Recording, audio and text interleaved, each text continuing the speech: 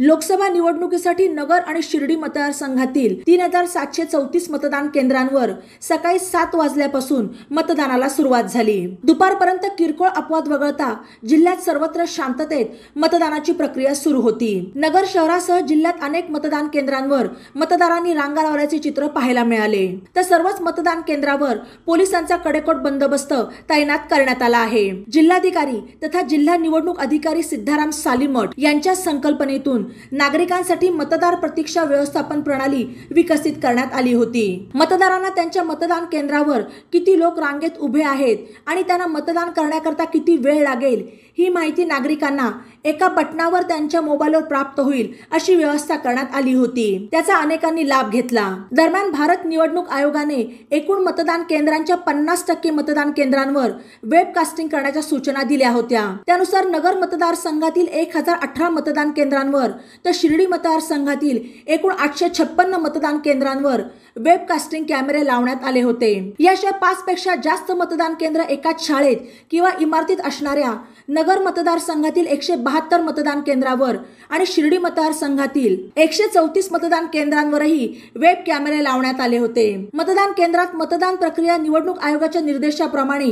आणि गोपनीयतेचा भंग न होता मतदान प्रक्रिया पार पाडली जात आहे हे याद्वारे सुनिश्चित केले जाते। तसेच मतदान केंद्रावर कुठलाही अनुचित प्रकार घडू नये यासाठी उपाययोजना करणे आणि घडल्यास संबंधितांविरुद्ध योग्य कारवाई करण्यासाठी देखील याचा वापर करण्यात येणार असल्याचे जिल्हाधिकारी सालीमठ यांनी कळवले आहे। अहमदनगर लोकसभा मतदारसंघात दुपारपर्यंत झालेल्या मतदानाची आकडेवारी: शेवगाव 32.62%, राहुरी 29.1%, पारनेर 27.30%, अहमदनगर शहर 30.63%, श्रीगोंदा 28.42%, कर्जत जामखेड 31.40%, एकूण 29.93% मतदान हे अहमदनगर लोकसभा मतदारसंघात दुपारपर्यंत झाले होते।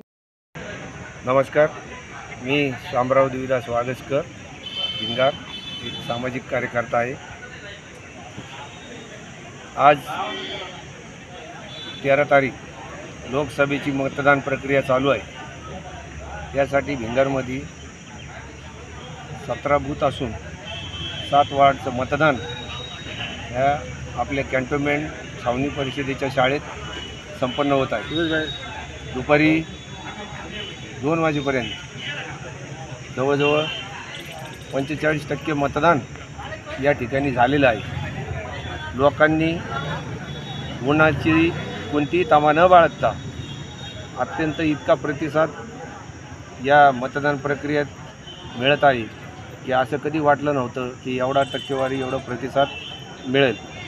आणि म्हणून शासनाने जे सांगितलं की मतदान करा व जास्तीत जास्त लोकांनी मतदानात सहभागी व्हा, मतदानाचा टक्का पर्सेंटेज वाढवा, तर त्या शासनाच्या आव्हानाला सुद्धा नागरिकांनी अत्यंत चांगला प्रतिसाद दिलेला आहे।